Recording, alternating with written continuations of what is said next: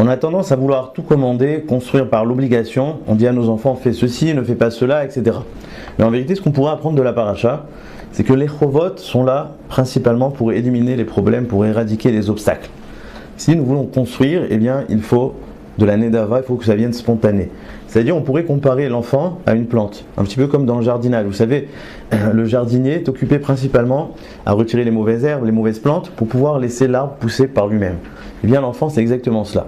Tout ce qui est des chovot, des obligations que nous avons, c'est simplement de lui créer le chemin, de lui retirer les mauvaises influences, tout ce qui va le déranger, ce qui va entraver sa construction.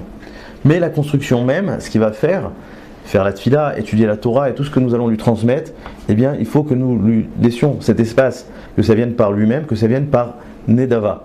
Moi, je vois souvent des personnes qui me disent « Aujourd'hui, j'ai plus envie de prier, j'ai plus envie de faire la tfila parce qu'on m'a trop imposé ça quand j'étais petit. » Donc nous voyons que l'obligation crée exactement le contraire. Nous sommes là simplement pour lui créer le chemin, pour l'aider. Tout le reste doit germer comme un korban Nedava, une offrande volontaire.